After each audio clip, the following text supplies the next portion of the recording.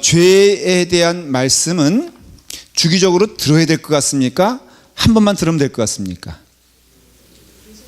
계속 들어야 돼요? 왜? 죄는 한 번만 회개하면 되는데 계속 되니까는 반복하여 들어야 될 기독교의 진리, 그러니까는 그 선포의 말씀이 있는데 그 중에 크게 두 가지로 나누라 그러면은 하나는 반복적으로 들어야 한다는 것은 일생 주의 길을 가는 동안 우리가 묵상해야 될 제목이 무엇이냐면 복음이란 거예요. 복음. 지난 주일날 설교 제목이 뭔지 혹시 기억하십니까? 저는 정말 기대하고 물어보는데 잠깐만 컨닝하지 마시고 컨닝 혹시 보시면서 언성이 높아져 죄송합니다. 그래도 저렇게 컨닝이라도 하시는 게 낫지. 하나님의 복음이었죠. 그러니까 우리가 잊지 말아야 될 것은요, 용어를 잘 봐야 되는데 복음은 오직 뭐만 있어요? 하나님의 복음이에요. 사실은 그러니까 이거 잘 우리가 영적으로 이렇게 생각을 해봐야 되는데 복음은 하나님의 복음만 있는 거예요. 사실은 인간의 복음은 없어요. 그러니까 복된 소식은 어디로부터 온다? 하늘로부터 와요. 그러니까 너무나 쉬운 얘기죠. 우리는 인간에게 기대할 게 있다 없다? 인간에게 기대하는 사람은 반드시 시험당합니다. 그러니까 복음은 하나님의 복음뿐이 없어요. 그래서 늘 우리는 이쯤에 살잖아요. 살면서도. 그래서 우리가 누구의 영역 안에 있으며 어떤 은혜를 경험하고 있는지, 그 은혜는 하나님으로부터 보는 은혜예요. 그래서 하나님으로부터 오는 은혜 아니면 은혜가 아니에요. 여러분들이 그래서 은혜, 복음 늘 들으면서 묵상할 때 하나님이 주시는 은혜다라는 것을 알 수가 있습니다. 이것을 반복하여 늘 묵상하고 듣고 깨달아야지만이 우리가 온전한 길을 갈 수가 있어요. 그 다음에 또 반복하여 들어야 될 말씀이 뭐예요? 이거예요, 이거. 자, 이것은 하나님으로부터 오는 은혜고 죄는 무엇일까요? 인간으로부터 보여지는 자아의 모습이에요. 그래서 결국은 신앙생활은요, 이렇게 이해할 수 있어요. 하나님을 알고 누구라는 거예요? 나를 아는 거예요.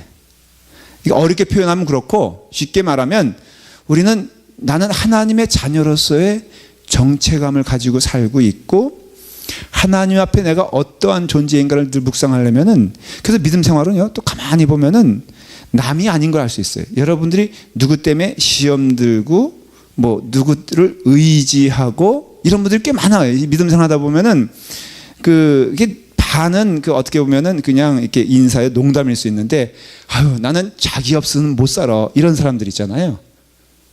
진짜 조심해야 돼. 서로 죽는 그거는 물귀신처럼 말이에요. 그렇게 말하는 사람도 죽고 그걸 듣고 좋아하는 사람도 이게 문제가 있는 거예요. 그래서 듣긴 좋아요. 저조차도 여러분들이 저한테 목사님 참 목사님이 없으면은 우리 교회는 진짜 흔들릴 겁니다. 그렇게 말하는 분들 있죠. 없나? 그것도 문제인데. 예. 있다고 한번 해봐요. 그래. 예. 태권사님 이렇게 얘기한다고 그래요. 한번 태권사님이 저를 붙잡고 맨날 목사님 없으면은 그런데 제가 없어져 보면은 알아봐요. 그러니까 휴가를 간다거나 그러면 제 마음 가운데는요. 맨 처음에 휴가를 가면은 우리 교회가 어떻게 될까? 뭐 예를 들어서 비근한 얘기는 작년에 제가 몸도 아프고 또 그래가지고 한 달간 또 벼기도 했잖아요. 저는 그때 교회 문 닫을 줄 알았어. 아니 문을 닫았으면 내가 좀 내 위치가 이렇게 딱 분명해질 텐데 너무 멀쩡한 거야. 그래서 너무너무 섭섭했어요. 근데 여러분들도요 잘 들으세요. 혹시 그럴 리는 없겠지만 교회의 기둥이라고 생각한다면 한번 여러분들이 없어질 때 얼마나 교회가 잘 되는가 보세요. 절대 기둥 아니야. 걱정하지. 그렇다고 또 다 나가면 안 되지만은 여러분들 없어도요 하나님께서 역사하시면은 반드시 이 교회는 하나님이 세워주십니다. 그리고 의인 10사람을 구하신 하나님이기 때문에 우리가 똑바로 정신 차려 가야 돼요. 믿음 생활은 하나님을 아는 것이고 나를 아는 것이에요. 그래서 나는 죄와의 싸움에 있는 자임을 알 수 있어요. 하나님과는 자녀이고요. 이 땅에 살면서는 내가 죄에 대하여 어떠한 삶을 살고 있는가, 이게 굉장히 믿음에 중요한 거예요. 여러분, 믿음 생활은요, 우리 박주자 권사님이 맨 끝에 찬송 불렀어요. 무슨 찬송 불렀죠? 나의 생명 드리니, 이 찬송 불렀잖아요. 찬송만 부르는 생활은 아니죠. 싸움도 있잖아요. 그렇죠? 우리가 은혜롭게 교회 안에서 기도하는 생활도 있지만 사실 기도의 내용도 어떻게 보면은 영적 싸움인 걸 알 수 있어요. 그래서 우리 신자는요, 영적 싸움을 하는 존재예요. 영적 싸움. 성경에서 말하는 대체 이 의미를 여러분들 아셔야 되는데, 영적 싸움은요, 영역이 두 군데로 나눠져요. 첫째는 외부적인 것이 있고요, 내부적인 것이 있어요. 세상 문화에 대해서 우리는 어느 정도 정확한 기준이 있어야 돼요. 그래서 어떤 것을 봤을 때 이것에 대하여 우리는 판단을 해야 돼요. 여러분, 싸이라는 사람이 젠틀맨이라는 노래를 했잖아요. 자, 이걸 기독교인으로 봤을 때 무작정 좋다면서 흥얼거리고 들어야 되겠습니까? 좀 판단을 해야 되겠습니까? 판단을 좀 해야죠. 많이 해야죠. 그 왜 그런 줄 아십니까? 그게 하나님의 나라에 절대로 적합하지 않다는 것을 우리는 늘 생각을 해봐야 돼. 이건 외부적인, 이 위해서 싸워야 되죠. 교회가 사회에 대해서 말을 해야 됩니까? 안 해야 됩니까? 자, 그러면 예를 들어 3.1운동 하는데 교회가 많이 주동을 했어요. 물론 사회 참여에 대해서 우리가 어느 정도까지 하느냐. 근데 감리교도, 근데 그거는 장로교도 마찬가지예요. 아니, 어느 교파를 떠나서 다 똑같습니다. 요한 웨슬레 목사님은요, 영국이 무너지는 거에 대해서 가슴 아파서 영국을 구하기 위해서 복음운동을 벌였어요.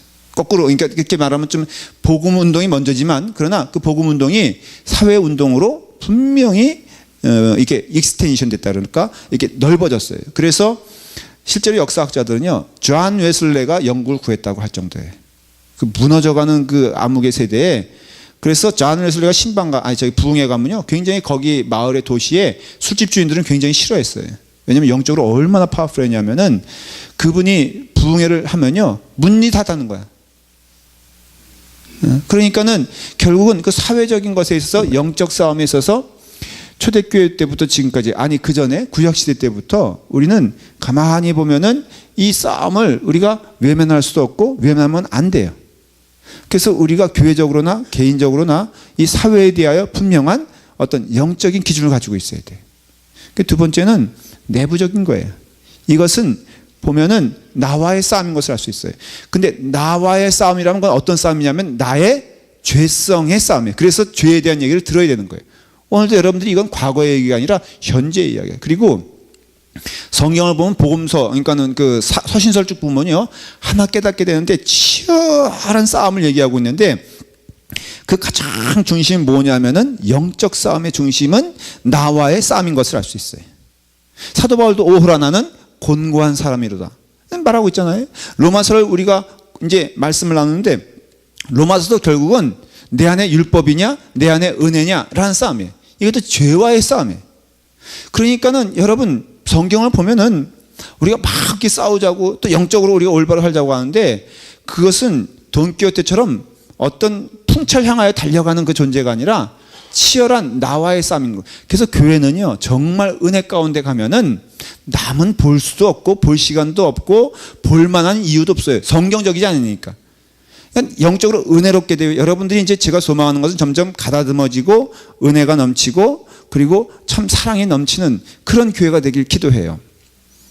제가 이번에 뚜레티아스를 다녀오면서 이제 우리 박주자 권사님이 간증했는데 그 산위에서도 마지막 끝날 때는 그 은혜 받은 캔디데이트라고 그래요. 저 이렇게 오신 분들을, 그런 분들이 간증하는 시간을 갖는데 내 마음 가운데 참 좋았던 것이 있어요. 뭐냐면 많은 분들이 이렇게 간증을 하더라고요. 내가 여기 오기까지 보니까 나를 놓고선 많은 사람들이 기도했다는 것을 제가 느끼게 됩니다. 여러 사람들이 나를 준비해 주시고 인도해 주시고 기도해 주셔서 내가 이 자리에 와 있습니다. 올 형편도 아니었고 올 상황도 아니었는데 어떻게 보면은 점조직같이 이미 나를 위해서 굉장히 많은 분들이 기도하고 있었다는 것을 내가 알게 되었고, 그분들이 열심히 기도하면서 나를 산 위에 올려보낸 것을 내가 너무너무 지금은 감사하게 생각합니다. 그런데요, 제 마음 가운데 이런 어떤 도전과 음성이 들리는 거예요. 라팔막 교회가 그런 교회가 됐으면 좋겠다. 한 영혼을 한 5명이 맡아서 약하다고 책망하거나 너 왜 그렇게 사냐고 이렇게 정죄하는 것이 아니라, 정말로 그 영혼이 있다면 그게 속이 되면 속이, 그래서 하나하나 그것이 발전되어서 우리 교회도 남의 흠이나 부족한 것이 보이는 것이 아니라, 좀 약해 보이면은 그 영혼을 넣고, 그래요, 우리 교회에 그 영혼 보내주신 것 감사해요. 그리고 이제 누구보다도 내가 그 영혼을 맡아서 내가 무엇을 할까? 기도해야죠. 무엇을 할까? 이끌어줘야죠. 무엇을 할까? 사랑으로 안아줘야죠. 그러면 여러분, 모르겠어요. 동물도 사랑해주면 변하지 않습니까? 사실 여러분, 동물도요, 사랑 못 받으면요 광폭해지고 황폐해지고 그 다음에 적대적인 존재가 됩니다. 그런데 개도요, 사랑받는 개는요, 어느 집 가보잖아요. 그러면 개가 있는데 2가지 가운데 하나야. 하나는 꼬리 이렇게 살살 말아가지고요, 실실실실 눈치 보는 개 있어요. 그거는 무슨 뜻이냐면 주인한테 많이 얻어 터진 개. 그런데 지가 주인인 줄 알고 너무도 당당하게 자기는 사랑받는 존재라는 것을 표현하는 그 애는 주인이 많이 사랑하는 개라 이거예요. 하물며 동물이 그런데 우리 성도들 간에 어떤 그런 사랑의 마음과 은혜의 마음, 이것이 넘치는 어떤 그런 좀 교회가 되었으면 좋겠다. 그런데 이 내부적인 것을 우리가 잘 조명하고 주목해 보는 교인들이 많으면 많을수록 우리는 남에 대한 이야기는 줄어들고 나에 대한 고백과 하나님과의 교제가 너무나 중요하기 때문에, 그런 교회가 시끄러운 소리 있겠어요? 그런 교회가 남을 정죄하겠어요? 그런 교회가 흠담하겠어요?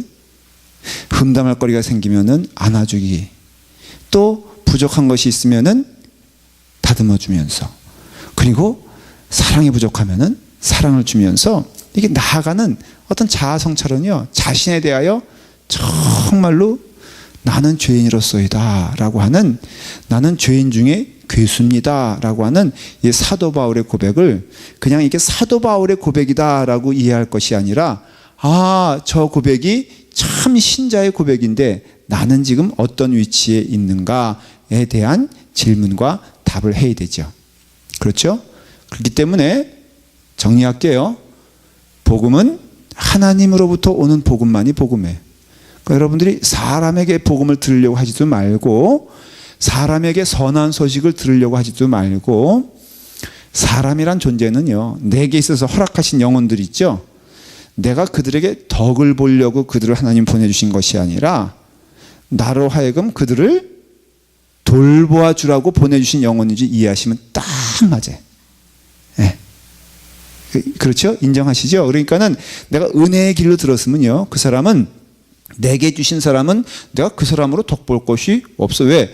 내게 있어서 덕은, 내게 있어서 득은, 내게 있어서 베네핏은 누구로 충분하다? 하나님만으로 충분한 거예요. 맞아요, 틀려요?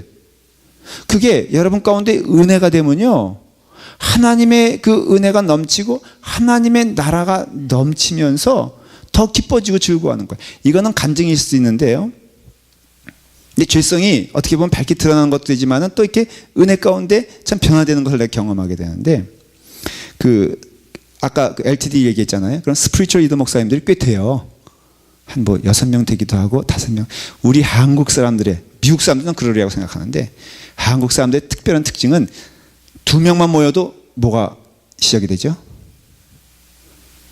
자, 여러분, 여기 2명의 목사님이 있다고 하십시다. 그럼 반드시 뭐가 정해지죠? 1등과 2등이 정해져요. 내가 정하고 싶지 않아도 평신도들이 참 나쁜 사람들이에요, 아주. 왜냐하면 꼭 그렇게 얘기를 해요. 목사님은요, 저한테도 그런 분들이 있어요. 목사님은 그냥 최고예요, 최고. 근데 가만히 눈치 보니까 저 목사님에 가도 똑같이 하더라고. 그런데 이와 같이 이제 하다 보면은 목사님들 사이에서도 사실은 제가 그래서 하나 실수한 게 이제 회개하고 고백하는데요. 제가 처음에 스피리추얼 리더 이제 할 때 데뷔할 때 얼마나 긴장하겠어요. 여러분, 거기 우리 교회는 틀려요. 우리 교회는 이렇게 한 통속이잖아요, 다. 그러니까는 다 담임 목사잖아, 제가. 그러니까는 별 그런 긴장감이 없는데 거기 가면요, 온 교회 사람들이 다 왔어. 그러니까는 맨 처음에 이제 데뷔하기 딱 올라가면요, 어떤 시선이냐면은, 야, 우리 목사님에서 이게 아니라 저 목사님 어떻게 하나 보자, 이런 게 많아요. 그러니까는 잘하려고 그래서 못하려고 그랬어. 잘하려고 그래. 그래서 제가 처음 했을 때 어떤 마음이었냐면, 이제 와서 보니까 내가 누구보다도 잘하리라. 그래서 내가 여태까지 했던 스피리추얼 리더 목사님보다도 훨씬 더 내가 은혜롭게 한 번에 내가 정말 멋있게 하리라. 그래서 멋있게 했겠어, 안 했겠어요? 완전 처음에 죽 썼어요. 근데요, 그때 내가 깨달은 게 뭐냐면요, 야, 이거 참 내가 죄성이 많구나 그랬는데 이렇게 쭉 지나오잖아요. 근데 이제는 아주 자신보다도 정직하게 고백할 수 있는 게 뭐냐면요, 이제는 이 하나님의 운동이 은혜롭게 되는 걸로 만족하고 기뻐하길 원해. 그래서 이제는 누가 거절에 서 있든지, 누가 스피리추얼이든지, 누가 인도자든지 그 목사님을 통해서 귀한 은혜가 넘치길 바라고, 그것이 온전히 이루어지면 하나님이 기뻐하시잖아요. 그럼 누가 기뻐지는 거예요? 여러분, 그 자리에 하나님이 기뻐하신다면은 당연히 함께 기뻐해야 될 사람들이 있어요. 누군지 아십니까? 하나님의 사람들은 그것을 기뻐해요. 하나님의 사람이 아닌 자들은 그것을 못마땅하게 생각해요. 그래서 여러분들이 양과 염소가 나눠지는 거예요. 이 일이 하나님의 일인 게 분명하고 하나님의 역사가 분명히 일어난다면은 여러분, 반드시 그것은 하나님이 기뻐하시고, 두 번째는 하나님의 사람들이 기뻐해야 돼요.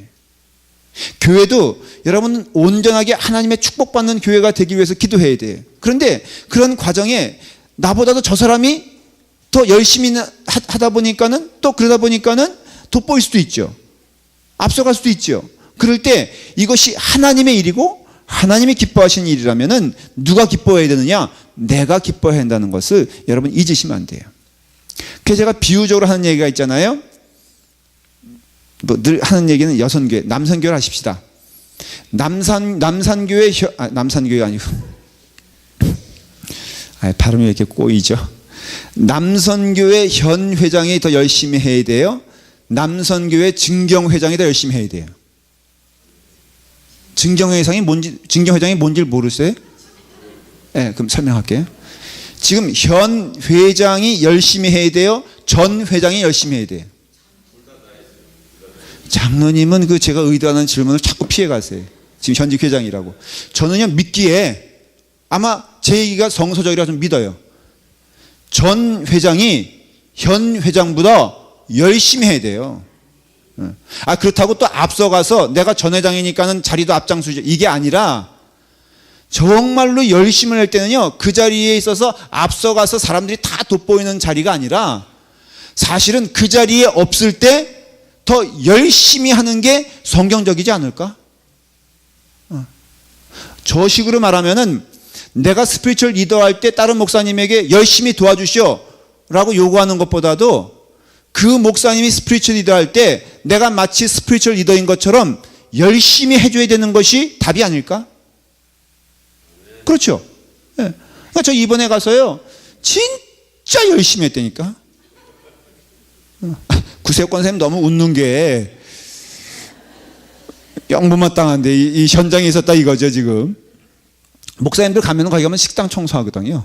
사실은 고백하건대. 저 이번에 가서 정말 제가 고백할 수 있는 건 식당 청소 열심히 하다 왔어. 원 없이 하다 왔어. 그런데 저는 그런 마음을 의도적으로 가져요. 왜냐하면 훈련이니까. 이게 자연적으로 내버려두면요, 막 산으로 간다니까, 내 마음이. 그렇기 때문에 이런 부분에 대해서 분명한 은혜를 가지고 이 인식이 있어야 돼. 복음은 하나님으로부터 오는 것이지 사람으로부터 오는 것이 아니다. 그러니까 사람을 의지하면 망하고, 내가 사람에게 시선이 고정되어 있으면은 망하고, 내가 사람을 의식하는 순간 현 회장일 땐 열심히 해. 그 사람의 특징은. 근데 그 자리를 그만두면은 언제 그 일을 했냐는 듯이 오히려 현 회장이 잘하는 것을 더 시기하고 질투하고 은근히 마음 가운데 안 됐으면 좋겠다는 독보석 같은 마음이 있다 없다? 있어요. 왜? 목사도 있는데. 그러니까는 이거에 대한 인식이 분명히 돼. 죄는 인간의 싸움인데 그거는 상대와의 싸움이 아니라 나와의 싸움이다 라는 거에 대해서 분명한 인식이 있어요. 그래서 지금 죄에 대한 이해와 공부를 하는 거예요. 지금 우리가 하는 성경 공부는요, 죄에 대하여, 인간에 대하여 말씀을 나누고 있어요. 자, 지난주에 의해서 계속 저희가 하면은 죄에 있어서 우리는 본질상 어떤 자들이라고 했죠? 기억나시죠? 진노의 자식이라고 했어요. 그렇죠? 여러분, 이 표현이 중요한 게 우리는 유전적인 가지고 있는 죄성을 가지고 있는 거예요. 그러니까는 내가 내 생전에 아담이 선악과 훔쳐먹은 그런 무엇을 훔친 죄는 있습니까? 없습니까? 예? 없죠. 그러니까 죄를 잘 여러분들 이해하셔야 돼요. 없어요. 그래서 우리는 죄가 없다고 생각하는 거예요. 그러나 본질상 이것은 유전적인 의미의 죄고, 여러분, 유전적인 의미의 죄가 내가 눈에 보이는 누구서 훔치거나 때리거나 하는 것보다 더 무서운 것에 대하여 성경은 경고하고 있다, 경고하고 있지 않다. 경고하고 있는 것을 여러분들이 주의 있게 듣게 되면은, 아, 지금 내가 살펴보고 봐야 될 것은 무엇이냐? 바로 우리가 본질상 진노의 자녀이구나.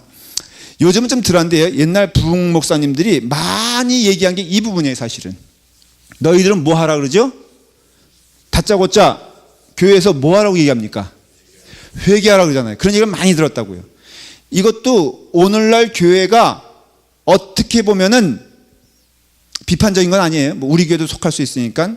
죄에 대하여, 의에 대하여, 회개에 대하여 말하지 않으면요, 그 교회는 썩어져 가고 있다는 것을 인정해야 돼. 근데 오늘날 더욱더 교인들이요, 이런 얘기를 듣고 싶어 한다, 듣고 싶지 아니한다. 듣고 싶어 하지 않아요.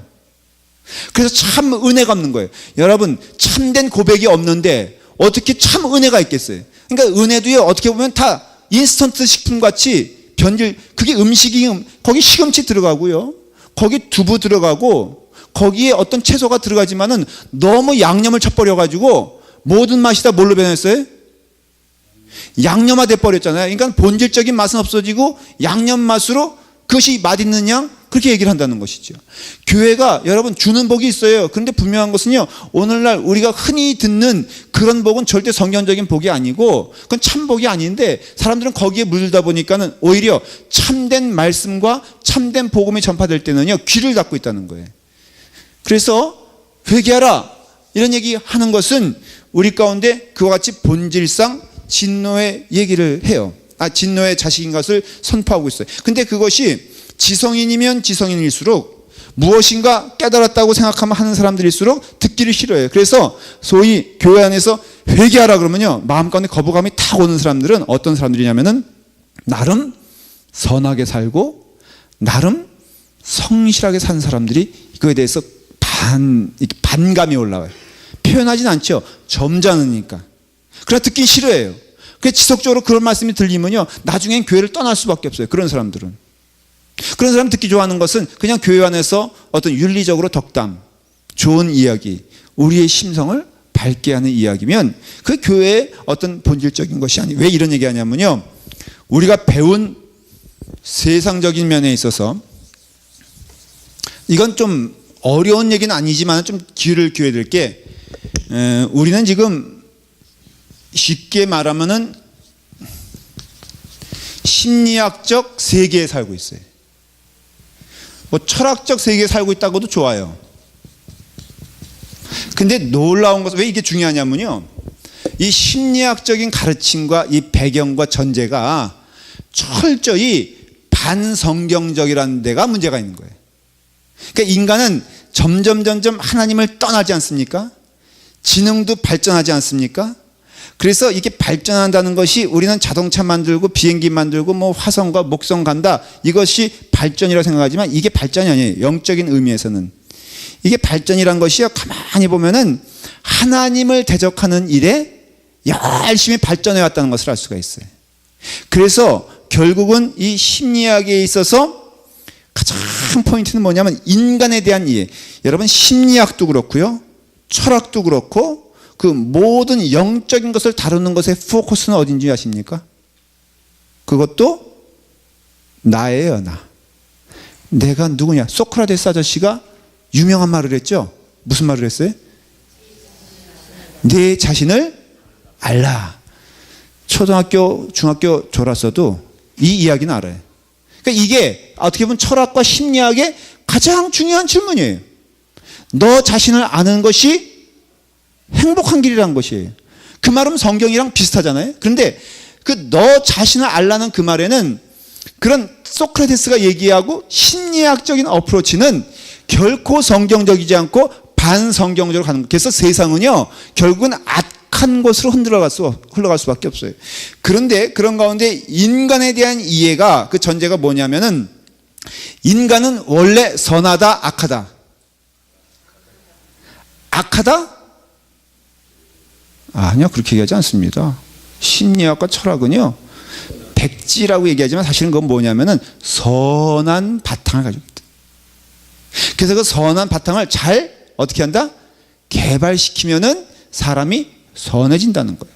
그래서 억압하거나 눌러놓지 말고, 그리고 잘 보고 분석해가고 고쳐가면은 그 사람은, 그 아이는 선하게 자랄 것이다. 그래서 오늘날에 쓰는 교육학적 방법은요 이런 심리학적과 철학적인 것이 배경이 되지 않았겠어요. 그렇죠?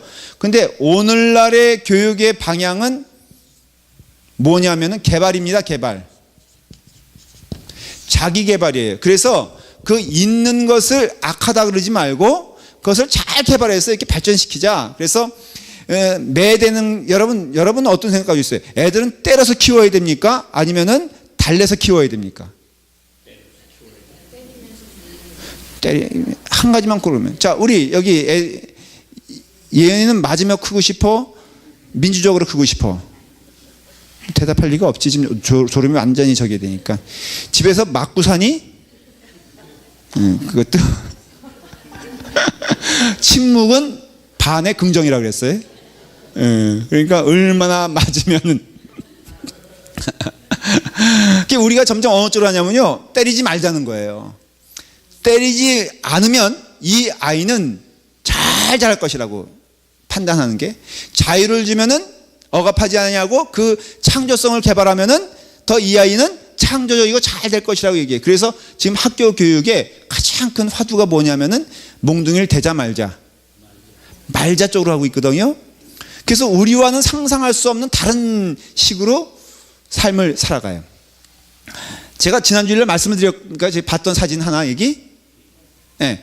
사진을 딱 수업 시간에 봤는데 5명 깨 있고요. 40명이 한 반인데 35명이 자고 있는 사진을 제가 봤어요. 깜짝 놀랐어요. 왜냐하면 제가 학교 다닐 때는요, 우리 다 저보다는 다 비슷한 세대라고 하시면은 여러분의 스쿨 학교에서는 70명, 우리 때는 한 60명 됐거든요. 그때는 60명이 정상이었는데, 그렇죠? 한 50명, 60명 했던 것 같아요. 50명, 60명 가운데 몇 명이 잤습니까? 수업 시간에? 네? 한두 명도 눈치 보며 자지 않아요? 그래서 저는 두 친구를 알아요. 하나는 이게 성냥 저기로 있잖아요.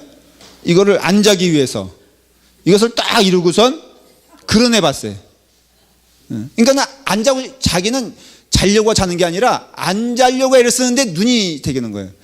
그 다음에 정말 황당한 친구 봤는데 자기 누나 그 화장품을 가지고 왔어. 그래가지고 눈을 감았을 때 뜬 것처럼 보이게끔 아 이거 실화예요, 실화. 여러분 학교엔 그런 사람 없었어요? 네.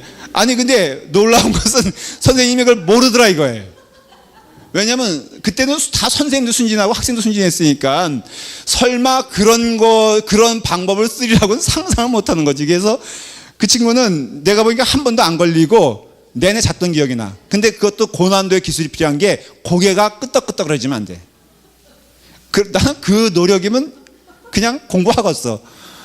그래서 이렇게 가만히 있으면서 눈 감고 있는데 이건 눈 떠져 있어.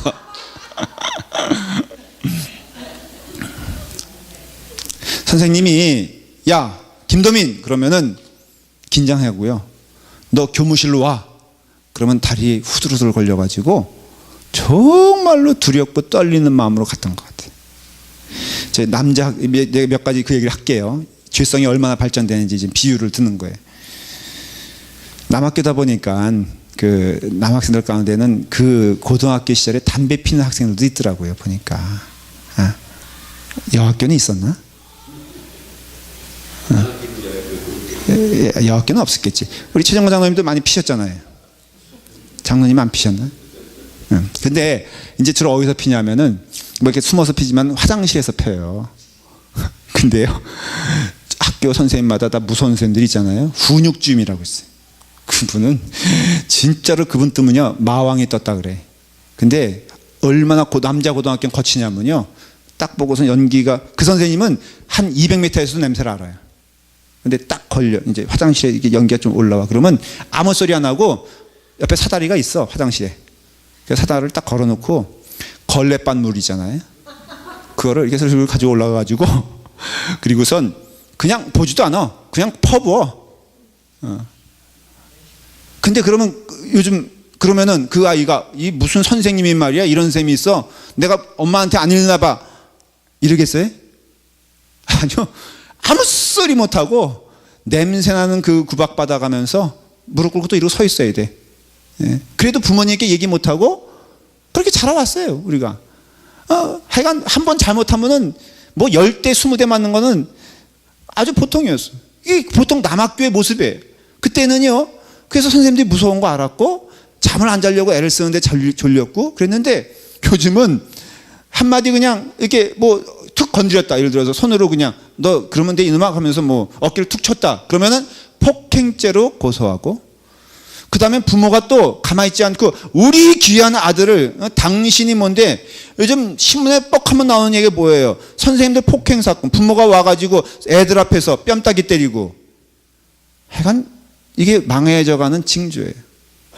그게 전제가 뭐냐면요 심리학의 영향이라니까. 심리학의 영향은 뭐냐면 이 아이를 잘 분석하고 개발시키면은 좋은 아이가 된다는 것인데 제가 보기에는 우리가 지금 이렇게 그렇게 자라면서 이렇게 온 또 우리 부모님 세대가 이렇게 온 세대와 지금 아이들 세대를 보면요 심히 어때요? 걱정돼. 얘 또 하나 들고 오늘 얘만 들다 말지도 몰라. 30대 그 아저씨가 그 남학생이 초등학생인가 고등학교 1학년짜리들 5명이서 담배 피우고 있어서 그것도 애들 놀이터에서. 그래서 야 우리 애가 좀 이렇게 기침하고 그러니까는 놀이터인데 니들 여기서 담배 피워도 되겠냐 그랬더니 그러면은 죄송하게 됐습니다. 우리가 여기서 참 실수해 죄송합니다. 이러면서 갈 거 아니에요. 네가 뭔데 우리 담배 피우는데 돈을 뭐 사주게 해서 뭐 하겠어. 그래서 때려가지고 죽였잖아요. 죽었어요. 그래서 그러니까는 여러분 한국 가서 혹시 그거 보면요 함부로 그냥 가면 안 돼. 그냥 못 본 척하고 가야 돼. 그러니까는 결국은 뭐냐면요 이 어떤 그런 이해가 그게 바로 심리학의 적이거든요. 결국 뭐냐면 그게 무슨 소리냐면은 내가 주인공이라는 거예요. 인생의 주인공은 나다. 그래서 모든 것이 나 중심으로 재편되어야 되고 모든 것의 중심엔 누가 있어야 된다? 내가 있어야 된다는 것이에요. 여러분 그것이 왜 그런 요구인 줄 아십니까? 왜 내가 중심에 있어야 되는 줄 알아요? 인간의 행복은 내가 중심일 때 가장 행복하다고 믿는 것이 심리학의 근본이에요. 그래서 자아를 찾아라 이 얘기도요 사실 딴 얘기가 아니라 네가 인생에 뭐가 되라고요? 주인이 되라는 것이에요. 그런 지금 다 어떤 이해가 되시죠? 문화와 모든 것들이 다 내가 주인공이 돼야 돼. 요즘 애들이 왜 문제가 되냐면요 내가 누구 밑에 들어가는 걸 용납하지 않아. 왜냐하면 집에서 맨날 어떻게 자랐어요? 그게 외아들 세대 한 둘만 낳은 세대의 문제예요. 우리 때는요 저희는 4남 1녀인데 정말 저는 그때는 우리 어머님이 계모인 줄 알았고 우리 형님들이 조폭인 줄 알았다니까. 나중에는요 그 때리는 기술도 얼마나 발전하는지 저희 바로 위에 있는 형은요 내가 보기엔 고문 기술자와 비슷했어. 그러니까 티를 안 내고 고통 주면서 때리는 법을 우리 형은 알고 있었어요. 그래서 전 교회가 정말 싫었던 게 교회가 넓잖아요. 숨을 때도 많고. 그러니까 저희 형님은 꼭 저를 이렇게 훈육시킬 때, 자기 말로 훈육이라 그러고, 내가 보기에는 자기 기분 나쁘면 그냥 때리는 거예요. 그럴 때는요, 꼭 교회 뒷동산으로 끌고 가. 집에서 절대 안 때려요. 그리고 나서는요, 그것도 또 미리 바가지에다 물을 퍼가지고 가. 왜? 코피 났을 때 그 위에서 씻어가지고 내려와야 되니까. 이게 아버님한테 들키면 혼나니까. 야, 이런 사악한 형이 어디 있어요. 그러다 보니까 저는요, 눈칫밥 먹는 게요, 나쁜 건 아닌 것 같아. 어디 가서 무릎 꿇을 줄 알고, 위가 있구나라는 걸 알고, 복종해야 되는 건 알고, 그렇기 때문에 어떤 그런 것이, 요즘은요, 내가 다 왕이야. 이게 망해져가는 징조라는 걸 알 수 있어요. 근데 결국은 이게요, 성경적인 의미에서 이 마지막 때를 향하여 갈 때 꼭 인간에게 나타나는 현상은 뭐냐면은, 누가 왕이냐? 우리가 지난번에 성경의 맥을 찾아서 큰 주제가 뭐라 그랬어요? 누가 왕이냐라고 할 때, 인간이 왕인 상태에서는 결코 행복할 수 없어요. 실적으로 그 심리학의 최고봉이 누구냐면 프로이드라는 사람이에요. 프로이드 여러분들 아시죠? 그 프로이드라는 사람이, 그 사람이 결과가 행복했겠습니까? 불행했겠습니까? 불행했어요. 이 사람은 불행해서 우울증 걸려가지고 망했어요. 소위 어떤 그런 의미에 있어서 나를 찾자고 하고 그런 것에 이러면 인간이 행복하다라고 해서 앞장섰던 사람들 있잖아요. 다 우울증 걸려서 죽었다니까. 그럼 뭘 증명해요? 마치 저명한 교육학자가 자기 아들 잘 못 가르친 것과 똑같아. 저는 어떤 요리도요, 어떤 요리의 대가라고 하는 사람을 이렇게 먹어보면요, 우리 어머님 이렇게 집밥보다 못할 때가 많이 있어요. 그러니까 이와 같이 그 프로이드의 영향을 받은 사람이 C.S. 루이스라는 사람이에요. 근데 그 사람이 이제 그 미어 크리스천, 이렇게 순수한 기독교인, 이런 것도 썼고요. 굉장히 유명한, 이 서구 사회에서는 기독교의 철학에 있어서는 굉장히 유명한 사람이에요. 그 사람이 프로이드 신봉자였거든요. 근데 가만히 가다 보니까는 이거는 프로이드가 말하는 그 결과가 나타나질 않아. 내 삶이 복되고 행복한 게 아니라 점점점 힘들어지는 것을 경험하게 돼요. 그래서 결국은 기독교로 돌아왔을 때 그가 말한 것이 무엇이냐면은, 내가 예수를 믿으니까 정말 행복하다는 거예요. 내가 하나님께 복종하고 순종하다 보니까 너무너무 즐겁다는 거예요. 그래서 그 사람은요, 그래서 굉장히 책이 심리적인 책이에요. 그런 소위 내가 주인이냐, 나의 행복을 놓고 나의 행복을 포커스하면서 나의 행복을 주제로 놓고 살아가는 사람들은 절대 자기 행복을 누릴 수가 없어요. 왜? 문제와 답이 틀렸는데 어떻게 거기에 결과가 나올 수 있겠어요? 그러니 내 행복을 찾는다? 그 나의 행복은 어디 앞에 섰을 때만 행복해지는 거예요? 하나님 앞에 섰을 때만 행복해지는 것이고, 하나님 앞에 있는 인간의 모습은 꼭 하나만 있어요. 뭐가 있어요? 순종. 그렇죠. 죄인이란 뜻은 결국은 순종과 연결되는 거예요. 그러니까 우리가 가장 행복한 길은, 우리는 이미 알고 있어요. 그래서 고개가 끄덕거려지는 것이에요. 여러분, 과거의 삶과 현재의 삶을 비교해 봤을 때, 과거의 삶은 고삐 풀린 망아지처럼 내 행복을 위해서 나만 즐거우면 내가 기쁘면 된다라는 생각을 가지고 내 성공을 위해서 몸부림치기도 하지만은 마치 그것이 즐거움이 있냐? 내가 살아갔던 시대가 있었고, 예수 그리스도께 붙잡힌 자가 되어서 어떻게 하면 주님의 뜻을 이룰까? 어떻게 하면 주님의 뜻이 내 삶을 통해서 이루어질까? 어떻게 하면 주님의 뜻에 순종할까라는 삶을 비교해 봤을 때, 여러분, 정직하게 우리가 말해 본다면 어느 생활이 기쁘고 즐거워요? 그건 답을 할 수가 있죠. 아니, 믿음 생활 안에서도 똑같아요. 제가 말씀드렸죠. 목회도 어떤 땐 경쟁의 마음으로 하면요, 여러분, 경쟁의 마음으로 하면은 결국은 그것은 하나님이 기뻐하시는 일이 아니기 때문에 기쁠 수가 없어요. 늘 불안해요. 염려가 돼요. 어느 목사님이 진짜 실제로 있었던 일인데, 하도 교회에서 도전을 받으니까 이 목사님이 마음 가운데 두고 봐라. 내가 반드시 이 교회를 부흥시켜 나를 비웃는 자들의 코를 어떻게 하겠다? 납작하겠다는 결심했어요. 그래서 이분은요, 그 부목사의 간증이에요. 우리 담임 목사님 보니까 늘 이러고 다니더래요. 그래서 이게 뭔가 하고 가만 봤더니 이게 마음이인 거예요. 지금 두고 봐라. 그분에게는 두고 봐라, 다 원수야. 근데 교회가 부흥했겠어, 안 했겠어? 근데 부흥을 한다니까. 열심히 있으면 부흥할 때도 있어요. 그래서 이렇게 해가지고 부흥을 했어. 근데 심장마비 걸려 돌아가셨어. 왜냐? 화병에 걸려가지고. 그러니 우리의 삶 가운데 정말로 하나님의 은혜 가운데 우리가 인류 역사상이요, 그런 점에서는 인간이 추구하는 그런 행복은 결코 오지 않습니다. 완벽한 환경이 되면 올까요? 아니요. 아담도 그 에덴이라는 완벽한 환경에서 죄를 졌는데 결국은 내가 무엇인가 행복을 찾아 내 삶 가운데 분명히 내 안에 답이 있다라고 믿는다면은 그 사람은 결코 행복할 수가 없어요. 요한복음 8장 32절, 진리가 알지니 진리가 너희를 자유롭게 하리라 라고 약속하고 있잖아요. 그렇기 때문에 우리의 삶을 통하여 성경이 경고하고 성경이 말하는 것에 대하여 우리의 삶 가운데 분명한 기준을 가지고 있어야 돼요. 제가 성경 구절을 몇 군데 읽어볼게요. 에베소서 2장 3절이에요. 전에는 우리도 다 그 가운데에서 우리 육체의 욕심을 따라 지내며 육체와 마음에 원하는 것을 하여 다른 이들과 같이 본질상 진노의 자녀였더니 그래요. 그러니까 사도 바울은 이 에베소서를 통하여서 진노의 자녀의 정의를 내려주고 있어요. 근데 그 진노의 자녀 특징이 뭐냐? 다시 말하면 하나님을 떠난 자들의 특징이 뭐냐면은 육체의 욕심을 따라 지내며 육체와 마음이 원하는 것을 하는 존재가 결국 어떤 존재라 그래요? 진노의 자녀라는 것이에요. 그러니까 여러분들이 마음에 있는 그대로, 대부분 영적인 것도 가만히 보면은 후천적인 것임을 알 수 있어요.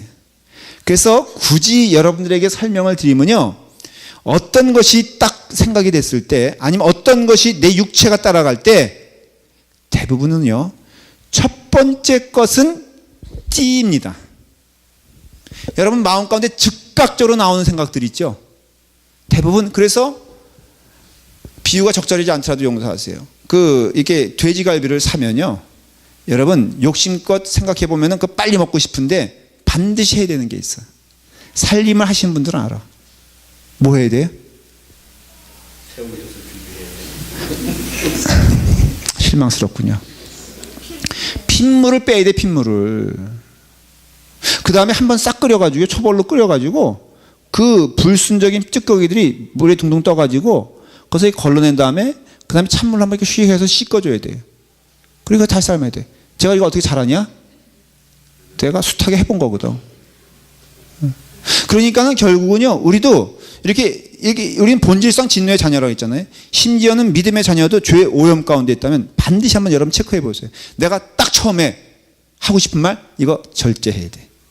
어떤 거 봤을 때 우리 본질상 진노의 자녀이기 때문에 딱 나오는 게, 아우 자기 그거 왜 해? 근데 그 사람은 그 이유가 있거든. 식당에서도요, 여러분 뭐 이렇게 식탁을 넣을 때, 숟가락을 넣을 때, 제가 이거 봤어요. 그 수저를 이렇게 놓고 젓갈을 이렇게 놓는 게 맞습니까? 아니면 젓갈을 이렇게 놓고 수저를 이렇게 놓는 게 맞습니까? 아무렇게나 놓는다. 이게 크리스천의 얘기거든요. 그런데 요거 목숨 걸고 하는 사람이 있어요. 그러면은 그 다음부터 나오는 얘기가 왜 자기? 예? 근데 이게 바로 뭐냐면은 진노의 자녀라는 증거예요. 우리가 하나하나 이렇게 육체의 욕심을 따르고 마음에 원하는 것 하면요, 죽어요. 갈라디아서 5장 17절에 보면 육체의 소욕은 성령을 거스리고 성령의 소욕은 육체를 거스리나니 이 둘이 서로 대적함으로 너희의 원하는 것을 하지 못하게 한다 그랬어요.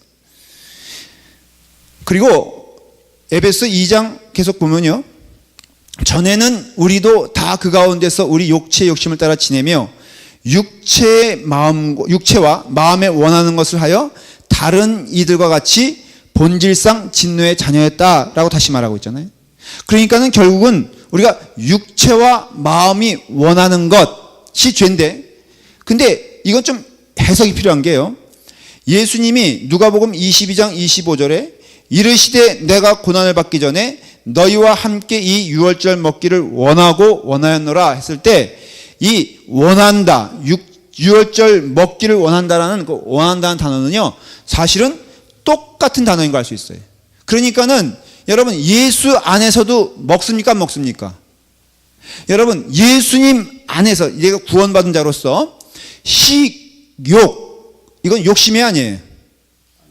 식욕인데 먹는 욕심이죠. 맞아요, 틀려요? 수면, 그 뭐라 그러죠? 잠욕이라 그러나? 잠자고 싶은 욕구, 욕망. 예수님 믿으면 욕망이 다 사라집니까? 아니죠. 그렇죠. 근데 우리는 예수 안에서 자유됐네. 그러면 여러분, 먹는 거에서도 자유해야 될 거 아니야. 논리적으로 말하면은, 제가 좀 이렇게 깊이 얘기하는지 여러분 쉽게 들으시면 돼요. 그냥 여러분, 예수님 믿어도, 자, 저도 예수 믿으면은 내가 다 먹을 거 양보하고 욕심 없습니까? 여러분, 맛있는 거 저 맛있어요, 안 맛있어요? 맛있죠? 여러분, 회 좋아하면은 저도 회 좋아한다고요. 저도 맨날 뭐 짜장면만 좋아하는 줄 아세요? 그러니까는 결국은 예수님 믿어도 식욕도 있고요, 수면욕도 있다고요. 그렇기 때문에 예수님이 유월절 너희가 음식을 먹는다, 원한다라는 그 뜻을 보면은, 우리가 어떤 것에 대하여 먹는다거나, 어느 것에 대하여 기뻐한다거나, 어느 것에 대하여 이렇게 즐거운 마음을 갖는 것은 죄가 아니에요. 잘 들으십시오. 예수 그리스도를 믿는 것은요, 금욕으로 가는 게 아니에요. 그런 점에서는 예수 그리스도를 믿으면 내가 좋아하던 거 다 포기하라는 뜻이 아니에요. 여러분, 예수 믿어도 그 직장 일하던 거 일해야 됩니까? 안 해야 됩니까? 해야죠. 그렇죠. 여러분, 뭐 그 얘기가 모르겠어요. 목사는 탁구 치면 돼, 안 돼? 안 돼? 이렇게 나온다고요. 이게 굉장히 중요한 얘기예요. 여러분, 목사님 탁구 칠 때 장로님하고 쳤어. 최정관 장로님하고 제가 쳐본 적이 있거든요. 제가 이겨야 돼, 져야 돼? 나는 져야 돼요? 그 최정관 장로님이 져가지고 저렇게 저 모양이라니까, 지금. 마음이. 그렇죠. 그게 은혜 받은다고, 그렇게 모든 게 그게 나쁘다는 뜻이 아니에요. 오해하지 마십시오. 예수님 믿어도 맛있는 건 맛있는 거고요. 예수님 믿어도 탁구 칠 때는 목사님, 장로님, 권사님 떠나서 1등 상품이 걸려 있으면은 무조건 어떻게 해야 돼? 다 속이는 거 아니에요, 사실은? 탁구도요, 서브 넣을 때 사실은 상대방이 다 예측하고 알게끔 주는 건 서브가 아니에요. 제가 이런 본질적인 거 아닌 거 자꾸 서랍을 올리는데, 그러면 어떻게 되냐? 상대방을 속여서 치지 못하게끔 하는 게 탁구의 뭐예요? 정석의 정석.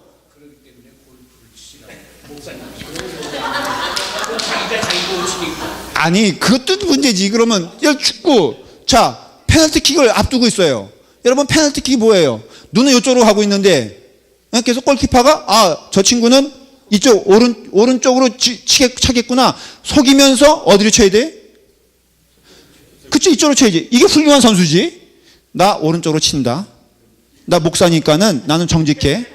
나는 분명히 오른쪽으로 쳐. 그러니까는 그래서 골키퍼가 이 사람이 이상한 사람이나 하고서 오른쪽으로 슬슬 가가지고 딱 거기 서 있어. 골대에다 벼 있는데도 나는 약속했으니까는 오른쪽에 차. 이게 훌륭한 목사냐 이거예요. 훌륭한 목사도 축구할 때는요, 표현 이상해요. 골키퍼를 속여서라도 골을 넣어야지 그게 정상적이라 이거예요. 이게 내추럴 디자인이에요. 그러니까 이것을 오해하면 안 돼요. 예수 믿는 사람들은 돈 안 벌어야 되냐? 천만의 말씀. 돈 벌어야 돼요. 이게 죄가 아니에요. 그러니까 우리는 지금 굉장히 혼란스러운 기준을 가지고 있어요. 예수 믿으면은 세상의 지갑 다 버리고, 젊은 청년들에게 잘못 가르친 게 뭐냐면요, 예수 믿으면 다 목사로 만들려고 그래. 이게 참 우리 실수하는 거예요. 목사님도 실수하고, 너 은혜 받았냐? 야, 너 그러면 목사 돼야 되겠다. 아니, 다 목사 되면은 누가 설교를 들어? 여러분, 여기서 뜨겁게 은혜 받았어도 절대 목사님 안 되기를 간절히 축원합니다. 네. 그렇다고 해서 또 뭐 그게 아니라, 그러니까는 우리가 뭐냐면요, 이 디자이어, 이게 욕구가 것이 아니면 알 수 있어요. 그러니까 결국은 죄라는 것은 뭐냐면요, 하나님께 대한 순종이라는 뜻은 하나님이 그 중심인 거예요. 그래서 성경에서 해석해 주는 것이 무엇이냐면요, 하나님이 우리에게 물질 주십니까, 안 줍니까? 하나님이 우리에게 건강 주십니까, 안 주십니까? 여러분 주신 건강 가지고, 주신 물질 가지고, 주신 그 어떤 능력 가지고 하나님께 영광 돌리는 것은 자연스러운 거예요. 음악가는요, 그 음악에 재능이 있어서 곡에 대한 욕심이 있는 거 죄예요, 아니에요? 죄 아니에요? 육상 선수가 은혜 받아서 내가 열심히 뛰어서 하나님께 영광을 돌리겠다. 죄예요, 아니에요? 아니라고요. 인간에게는 그와 같은 하나님의 능력을 주셔서 열심히 하게끔, 열심히 뛰게끔, 열심히 살게끔 하나님이 우리에게 은혜를 주셨어요. 근데 문제는 뭐냐면요. 뭐가 문제냐면 그게 딱 경계선이 참 중요한데, 이것이 하나님보다 앞서가면은 죄가 되는 거예요. 같은 건데. 참 세상의 그 독도 마찬가지 아니에요, 여러분? 사실 우리가 이것을 나눠 먹으면은 그게 괜찮은데, 이것을 와장창 먹으면은 큰일 나는 거 있죠.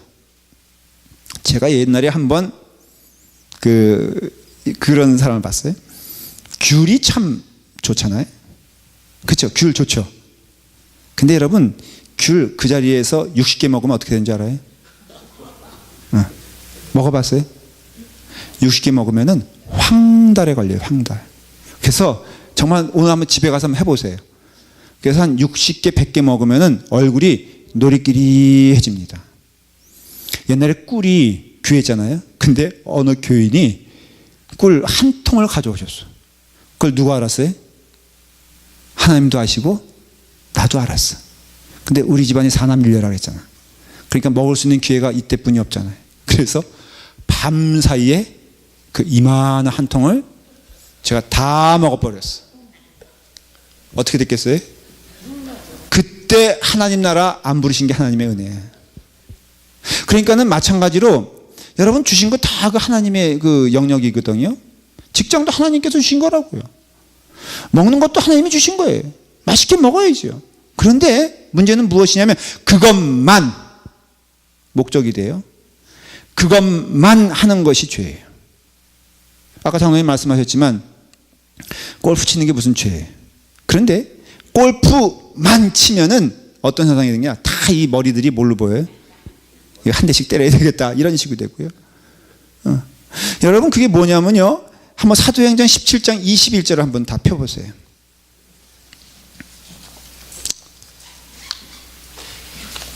사도행전 17장 21절.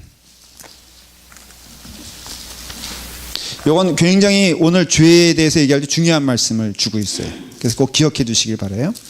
사도행전 17장 21절. 자, 다 같이 함께 읽겠습니다. 시작. 모든 아덴 사람과 거기서 나그네 된 외국인들이 가장 새로운 것을 말하고 듣는 것 이외에는 달리 시간을 쓰지 아니함이더라. 이게 무슨 뜻인지 아십니까? 저를 보세요. 대표적인 이방 도시가 어디입니까? 아덴이에요. 아덴. 그러니까 여기는 아주 전형적인 어떤 사람들을 말하는 거예요? 세상 사람들 말하는 거예요. 철학이 발전됐고 우상 숭배가 발전됐고 늘 포커스가 어디에만 있는 사람들이에요? 나예요. 전형적인 것을 말하는 것이에요. 그러니까 여기서 사도 바울이 말한 것처럼 17장 22절에 모든 아덴 사람과 거기서 나그네 된 외국인들이, 이것은 영적인 의미를 해석하면은 이 세상에 살고 있는 모든 세상의 사람들을 얘기한다고 생각하면 돼요. 근데 그 사람들이 뭘 하고 있나 가만 살펴보니까는 뭐라고 했어요? 가장 새로운 것을 말하고 듣는 것 이외에는 달리 시간을 쓰지 않음이더라. 이렇게 되어 있어요. 이게 무슨 뜻이냐? 가장 새로 되는 것을 말하고 듣는 것 이외에는 뭘 뜻하겠어요? 세상의 풍조를 따라서 우리가 그렇게 살고 있잖아요. 늘 새로운 것, 늘 재밌는 것, 늘 나를 즐겁게 하는 것. 다 모든 중심이 뭐예요? 나의 영혼인데 그 영혼의 관심이 잘못돼서 중심이 뭐예요? 내게 새로운 것, 내게 즐거운 것. 쉽게 말하면 그거예요. 내가 마음 가운데 이게 재미를 느낄 만한 것, 이런 것들이 나를 행복하게 만든다고 믿고 온통 관심이 뭐에 있어요? 거기에 있는 걸 말하는 것이.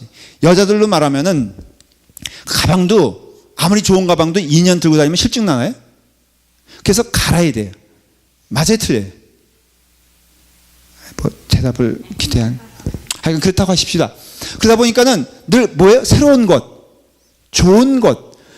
세상에 그 한국에 있잖아요. 그 소위 시간 많이 낳는 강남의 그 중상층 이상의 부인들이 하는 일이 뭔지 아세요?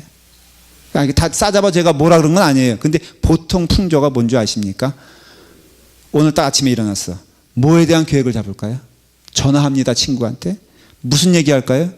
뻔해요. 하는 이야기가, 아유, 새로 생긴 음식점은 어디야? 그래서 제가 한번 한국에 나가서요. 딱 낮에 가보니까는 남자들은 뼈 빠지게 회사에서 일하고 있고 점심시간에 뭐 먹나 했더니 김치찌개 먹더라고. 근데 그 집안여행 분들은요, 고급 레스토랑에서 점심 맛있게 드시겠더라고. 새로운 것이 늘 관심 있는 거예요. 그게 즐겁고 그게 재미있는 것처럼 보여. 여러분, 이게 바로 성경에서 말하는 이런 풍조예요.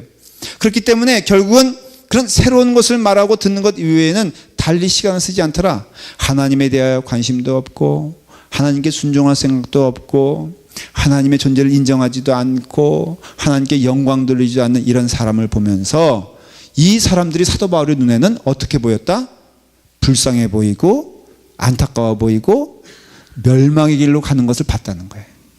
그러니까 여러분, 복음의 기쁨, 복음의 은혜 가운데 거하는 자들은요, 이 땅에 살면서 세상 것을 봤을 때는 그게 즐겁고 부러운 존재가 아니라 불쌍한 거예요, 불쌍한 거. 여러분, 그래서 예수 온전히 믿으면은 친구지만은 이렇게 옛날 자기 모습이지만 그게 세상만 쫓아가는 사람 보면은 여러분 부러워요? 그 사람이 아무리 잘 된다고 하십시다. 여러분 좋아 보여요? 아니요, 그렇지 않아요. 저는 뭐 목사 아들 자랐기 때문에 그게 극단적인 과거는 없어요. 뭐 옛날에 뭐 제가 뭐 어떤 폭력 조직에 가입한 것도 아니고 또 뭐 이렇게 돈을 갑자기 많이 만들어 본 적도 없지만은 아주 분명한 것은요, 제가 목사 되길 너무너무 잘 된 것 같아요. 너무너무 즐거워. 왜 즐겁냐? 첫째는 내 친구들은 이제 좀 있으면 은퇴하겠다고 다 걱정인데 목사의 정년은 72세야. 얼마나 감사해. 그러니까는 결국은 이와 같이 우리의 삶을 통하여서 그 지식과 그 모든 것들이 그것만이 있고 시간을 달리 쓰지 않는다. 그 뜻은 결국은 가장 중심엔 누가 있어야 돼요? 하나님이 계시고 인간의 행복은요, 어느 때 그 참 행복이 드러나냐 하면은 순종이에요, 순종. 잘 들으십시오. 인간은 뭐를 늘 꿈꿉니까? 인간은요, 아이러니하게도 뭘 꿈꾸냐면 행복을 꿈꿔요, 행복을. 착각하지 마십시오. 인간은 불행하고 싶어 하지 않아요. 자, 보십시오. 남녀가 연애를 해서 만나서 마음에 통해서 결혼한다고 했을 때 그 사람들은 뭘 꿈꿉니까? 행복을 꿈꾸죠. 그렇죠. 근데 누구의 행복을 꿈꿉니까? 그래요. 여러분, 나의 행복을 꿈꾸는 두 인간이 모여 있으면은 그게 행복하겠습니까? 불행하겠습니까? 아니, 그건 아니죠. 네. 가만히 보십시오. 왜 불행해지는 줄 알아요? 그 영혼들이 왜 불행해지냐면 행복은 추구해. 너무 간절히 행복을 원해서 결혼하지. 나는 이 땅에 내가 결혼하는 이유는 저 사람과 싸우기 위해서 내가 결혼한다, 이런 사람은 없잖아요. 다 나는 행복하기를 원해. 근데 그 기준이 누구냐면 사실은 그 결혼하는 사람 가운데 내가 당신을 행복하기 위해서 내가 무너져도 내가 당신이 행복하기를 원한다, 이런 사람 별로 없어요. 말로는 그렇게 하지만 내용적으로는 감사해요. 너무 박자를 잘 맞춰주셔서. 이쪽 보고 해야지. 결국은요, 그게 뭐냐면 자기 행복을 꿈꾸는 두 셀피시한 자아가 모여서 나를 행복하게 해주셔, 이거예요. 그게 이 문제인 거예요. 그러니까 어떻게 하나 보자. 이제 그 다음에는 보는 게 뭐예요? 약간 사실적인 눈으로 보죠. 뭘 봐요? 저 영혼이 나를 어떻게 행복하게 하는지, 저 영혼이 나를 위해서 살고 있는지, 늘 그거 보니까는 인생이 불행해진다는 거예요. 근데 성서적인 원리를 적용해서 가정생활도요, 결국 하나의 교회가 되는 것은, 한번 원리를, 저기 뒤에 그 신혼부부가 있는데 잘 잘 적용해 보세요. 결혼은요, 내가 그 사람을 위하여 하나님이 나를 보내주신 어떻게 보면은 순종이고 또 나눔이에요. 그 사람이 나로 인해서 복을 받는 것이지 내가 그 사람으로 인해서 복을 받는 것이 신자의 모습이 아니에요. 그렇죠? 여러분. 그러니까 결국은 결혼 생활도 가만히 보면은 그 참된 행복은 어디에 있어요? 섬기고 나누고 나를 떼어주고 그리고 그에게 순종하고 그 마음을 나누게 되었을 때 소위 말하는 참 행복이 있다는 거예요. 그러니까는 하나님과 우리 사이에도 하나님은 우리를 행복하게 하시길 원해요. 근데 우리는 피조물이잖아요. 피조물은 그 형상의 의미가 있잖아요. 역할이 있잖아요. 여러분, 하나님의 형상인 피조물은 하나님께 순종할 때 가장 빛이 납니다. 여러분, 자연도 하나님의 명령에 순종할 때 그것이 아름다운 거예요. 여름이 되면은 푸른 사냐가 있고요. 겨울이 되면은 눈이 넘치고 가을이 되면은 누런 곡식들이 넘치는 게 아름다운 순서가 있을 때 그게 행복이라고 하는 것처럼 우리 인간도 가장 행복은 어디에 있냐면은 바로 이와 같이 죄 가운데 우리를 거룩하게 하요. 우리는 죄 가운데 있던 사람인데요. 성령님의 은혜로 우리가 어떻게 됐어요? 거룩하게 되었어요. 그 말 뜻을 잘 여러분들이 이해를 못해요. 거룩하게 되었다는 것은 여러분들이 알아들을 수 있는 가장 쉬운 단어로 말하면 순종할 수 있는 존재가 되었다는 것이. 그게 거룩이에요. 거룩이 이렇게 뭐 점잖게 걷는 게 거룩이 아니라 하나님 앞에 순종하는 자가 거룩한 자예요. 왜? 제자리에 돌아왔으니까. 그렇죠? 그 신안 앞바다에 가면은 그 옛날에 그 도자기들이 물속에 있는데 그게 제자리가 아니잖아요. 그러니까 더럽잖아요. 근데 그것을 꺼내가지고 잘 닦아가지고 잘 보여놨을 때 그 자리에 있을 때 그게 돋보이는 것처럼 우리의 인간의 삶도 이것은 신앙인과 비신앙인을 떠나서 모든 인류와 모든 영혼들에게 말하는 하나님의 메시지예요. 그 제자리에 있을 때 그 영혼이 가장 복되고 행복한데 인간의 행복은 하나님께 절대적으로 순종할 때 행복이 있고 인간은 본질적으로 늘 죄 가운데 거하는 존재이기 때문에 거룩해진다는 것은 순종해야 되는 존재고 눈에 보이는 가장 순종의 은혜는 누굴 통해서 오시냐면은 성령님을 통해서 오세요. 그래서 결국은 이 말을 딱 이렇게 조합해 보면은 우리는 순종하는데 예수 믿는 자에게는 반드시 그 음성에 두 음성이 들려옵니다. 그게 뭐예요? 성결의 영과 우리를 죄악 가운데 끌고 가려고 하는 악한 영이 우리 가운데 있다는 거예요. 그래서 결국은 어떤 일이 시작되면요 반드시 두 음성 들을 때 이건 신자의 삶이고 한 음성 들을 때 이것은 세상 사람들이에요. 세상 사람들은 갈등하지 않고요 하나님의 음성을 듣는 자는 동시에 두 음성을 듣는 것과 똑같은데 그때 거룩하게 하시는 순종의 영에 순종하게 되었을 때 하나님의 영광과 은혜 가운데 일단은 하나님이 영광을 받으시고 두 번째는 누가 행복해진다? 내가 행복해진다는 거예요. 그러니까 이런 삶으로 하나님이 우리를 지금 성령님께서 인도하신다는 거예요. 그러니까 성령의 연장으로 말씀드리면 성령님은 지금 이 일을 하고 계신 거예요. 지금 우리를 복되게 그래서 성령님께서 우리 안에 임하시면 우리에게 뭐가 임한다 그러죠? 복이 임하시고 복되게 하시고 복된 자녀로 살게 하신다는 그 뜻은 우리가 뭐 로또에 당첨되는 걸 얘기하는 것도 아니고요. 갑자기 슈퍼맨이 되는 것도 아니고 갑자기 뭐 직장 생활에 프로모션 되는 것이 복이 아니라 하나님께 절대적으로 순종할 수 있는 은혜를 주시고 감당할 수 있는 힘을 주셔서 이 세상의 유혹과 이 세상의 악한 것에 있어서 거기에 굴복하지 아니하고 하나님의 뜻에 절대적으로 순종할 수 있는 은혜를 주셨는데 여기에 복종할 수 있고 감당할 수 있는 능력을 누가 주신다? 성령님이 주신다는 거예요. 그래서 여러분들이 이 은혜를 깨닫게 되면은 죄의 문제에 대해서는 경홀히 여기지 아니하고 소홀히 여기지 않고 이 죄성이 우리한테 있음을 인정하며 거룩하게 된다는 것은 하나님의 뜻에 절대로 순종하는 것을 의미하고 그 순종의 중심에는 말씀이 있고요. 말씀 가운데 살아가는 자가 하나님께 순종하는 자임을 믿으시기를 바랍니다. 다 같이 함께 잠깐 기도할 때 우리 가운데 있는 죄성을 억누르게 하시고 우리 가운데 죄성을 이기게 하시고 주님의 은혜 가운데 성결의 영으로 거룩한 영이 되어 하나님께 절대적으로 순종하며